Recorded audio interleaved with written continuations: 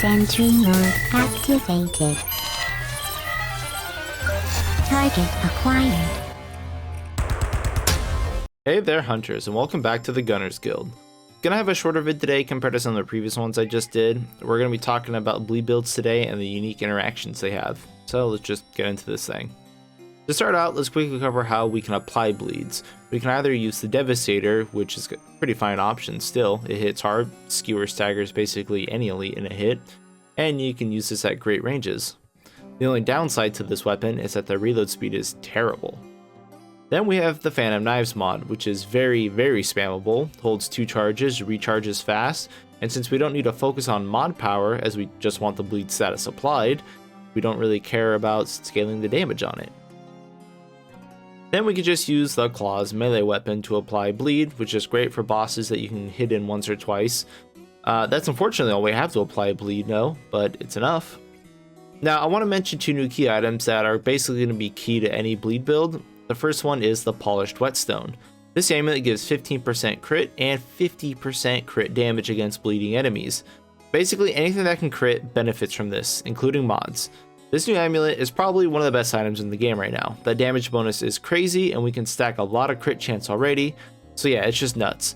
I use this on pretty much any build now. It's so easy to apply bleeds, and there's always at least one way to put a bleed on an enemy. The other new neck is the Razor Wire Necklace. It's 50% increased bleed dot damage and 15% increased ranged and melee damage versus bleeding enemies. If you're not focusing on crit, this is a great option. 15% ranged and melee damage is still solid for anyone, and the 50% increased bleed dot damage is great if you're scaling mod power to crank that up, but also if you're leeching your bleed so you get more leech back. I'd pair this with the Bloodletters insignia, which leeches 10% of your bleed dots back to you. This is an absurd amount of healing because it gets boosted by Triage trait and the new Siphoner trait.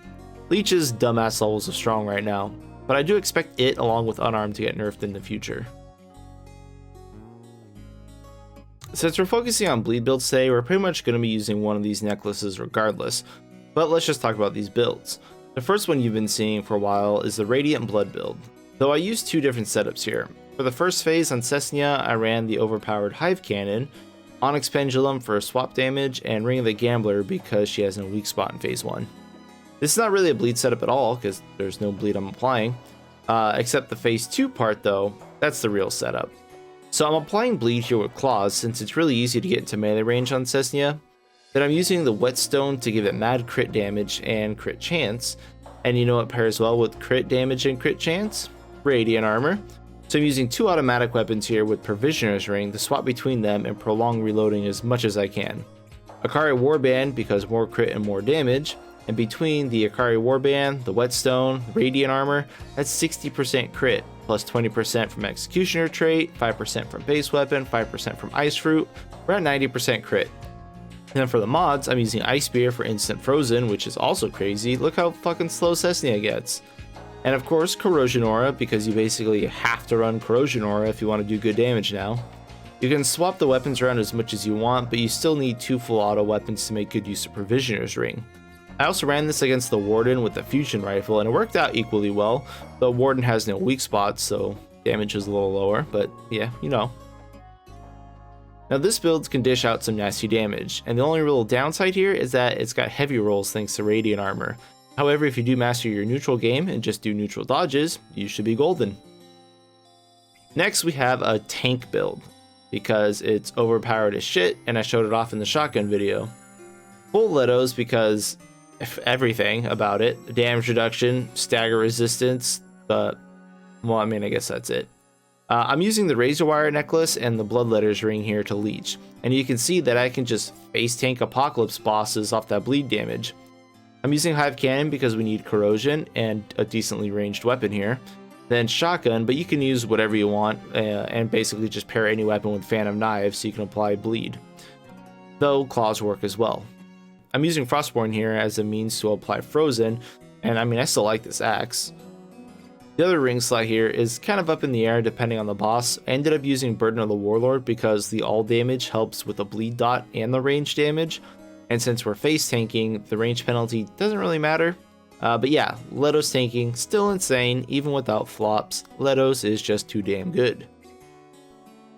Now with a very similar setup, I swapped to using Osseous armor, but applying the bleed with the claws so you can keep Osseous activated as well.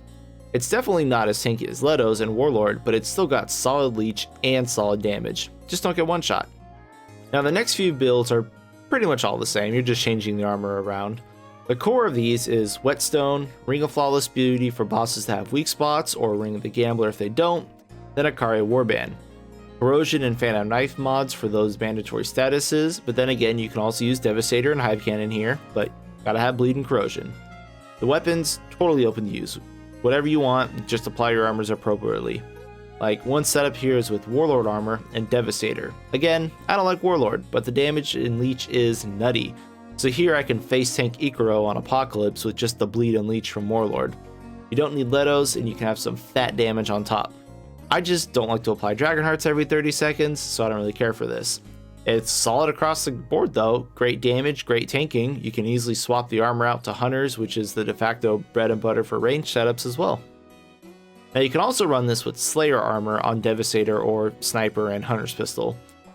Now the extra reload passive on Slayer is still great, especially for Devastator. But just a heads up, you guys can get some extra DPS out of your one-shot weapons by pressing the reload button immediately after you fire. You can cancel the rest of the sniper shooting animation and get a faster reload compared to just shooting it and waiting for the reload. Slayer's still solid armor, it just feels odd now that Hunter is so damn good. Like, yeah, one-shot weapons still want Slayers because of the reload speed, but its damage doesn't quite pack the huge punch by comparison like it used to. But again, same rings and neck, it's all about the crit stacking. Any boss with a good weak spot is just asking for a Ring of Flawless Beauty. Now I had mentioned in the mod set video about using bleeds to scale mods, so if you want to see that, you can go check out the mod power video, please. Okay, thanks. It's basically mod spam with bleed and whetstone. It's fun, it works.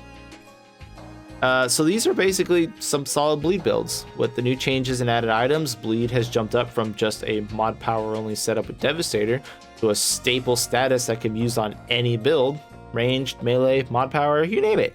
So try to incorporate it in your setups if you can, please. And that's basically all for me, so thank you all for watching and good luck out there, hunters, and whatever you may be hunting.